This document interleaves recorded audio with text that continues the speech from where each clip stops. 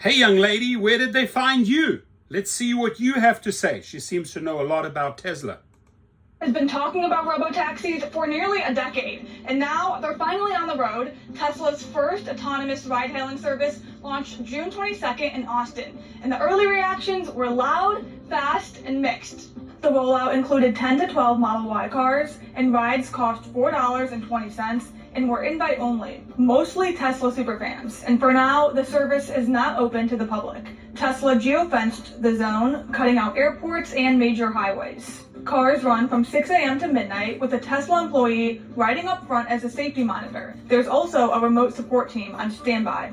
To hail a ride, users have access to a new Tesla Robotaxi app, which quietly launched the same weekend.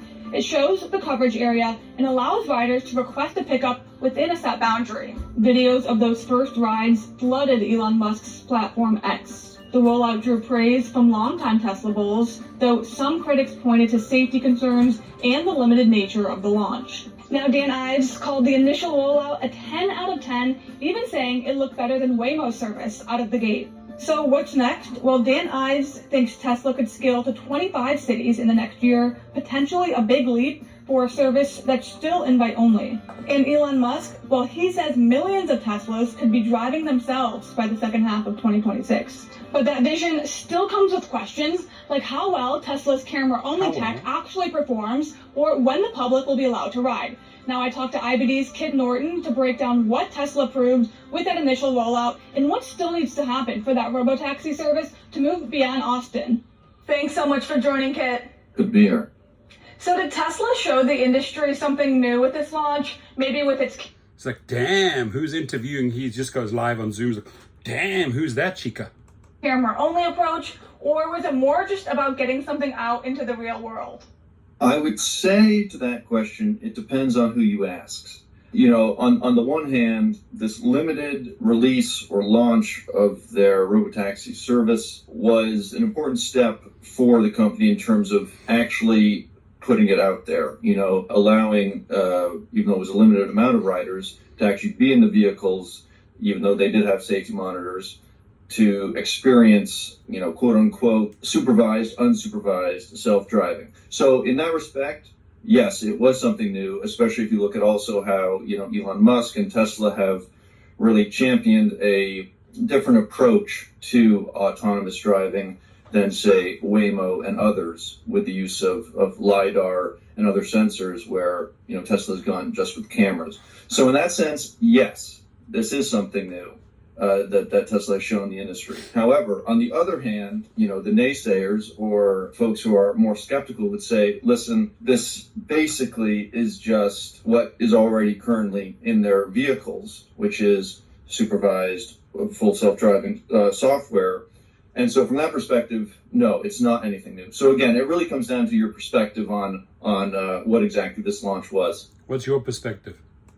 And how do you think the rollout is landing with investors, industry experts, and just the broader tech world? Is sentiment more optimistic, or are people leaning skeptical? I would say, and this kind of bears out in the stock reaction on the day right after that launch, you know, it was met with quite a lot of fanfare from the stock market, from investors, and from a number of analysts in terms of, okay, Tesla has now finally, after years upon years of promising that this was coming, they've done it. However, you then also have on the flip side, throughout the week of trading, Tesla did give back those gains. And it's a bit hard to know, though, in terms of how much of that had to do with the rollout of Robotaxi and how much that had to do with Tesla's fundamentals, particularly coming into vehicle deliveries for the second quarter, which are expected to, again, be lower than maybe some would like. So it's hard to know exactly what that giving back of that big boost came from. But I would say overall, the consensus seems to be rather bullish, and that there's quite a bit of excitement about the launch and what it means. I mean, if you just look at in terms of how much robotaxi and autonomous driving is kind of baked into the valuation of Tesla, this is very much kind of what is driving both the stock price and also valuations kind of across the board for the company. Yeah, so some excitement was there, but it's still tough to separate hype from what's priced in. And during that launch, one car braked suddenly, another was driving on the wrong side of the road. I mean, how do those incidents stack up against what other autonomous... So if you want to listen to the lady and the guy, the whole thing, I'll put the link below. We're going to jump into this article, which Uber stock slumps as Waymo picks up new partner for Dallas expansion. Now, this clearly sends a signal to Uber, hey, we prefer to go it alone, right? They've tested Austin together. They certainly have the money. Alphabet, Google, they have the money.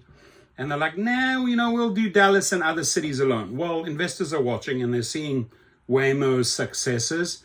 And they're also seeing that Waymo doesn't want to partner with Uber in those cities. So yeah, this would make sense. Uber Technologies stock slipped Tuesday as news of Waymo's latest expansion revved back up the debate about autonomous vehicles and the ride-hailing market. The Alphabet Google-backed Waymo said late Monday that it will expand to Dallas next year in partnership with Avis Budget Group. Avis will manage the fleet of Waymo's autonomous cabs, which riders can book through the Waymo One app. So how is this supposed to work? Are these Waymos parked on these Avis lots and then released from there?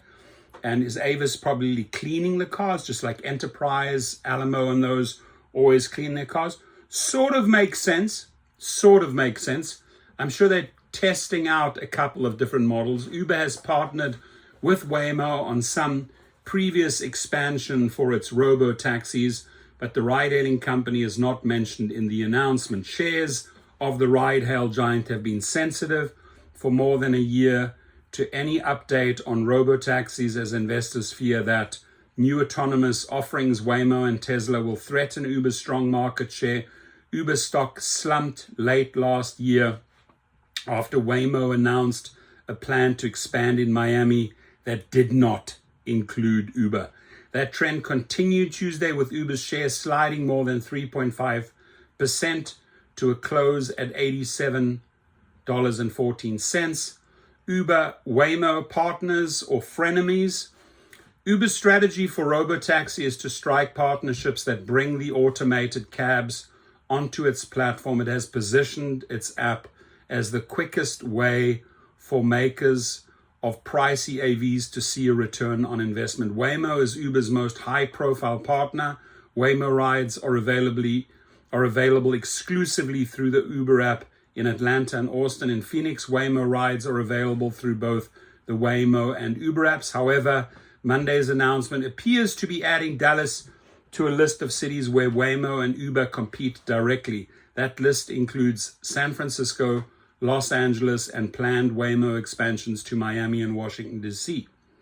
Uber has struck several other deals with competing AV developers. However, some Wall Street analysts question whether Uber can strike other partnerships without souring its relationship with Waymo. Waymo's announcement further validates our hypothesis that Uber's evolving approach to protect its value proposition will likely put its relationship with Waymo at risk. Wedbush securities analyst Scott Devitt wrote to clients Tuesday he holds a neutral call on Uber stock, citing a competitive risk from robotaxi providers. This is also Waymo's first partnership announcement since Uber announced its own plan to partner with electric vehicle market Lucid and software company Neuro for robotaxi service. The three companies hope to launch more than 20,000 robotaxis in the next 6 years. It's not really much.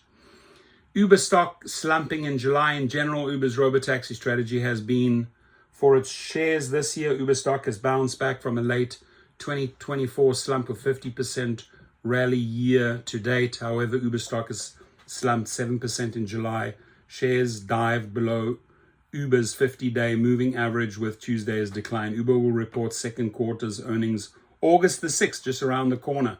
So yeah, this is a bit on the robotaxi brought to us from this young lady, and then also why or how Uber stock is performing because Waymo is expanding in other cities without them. Leave your comments, please.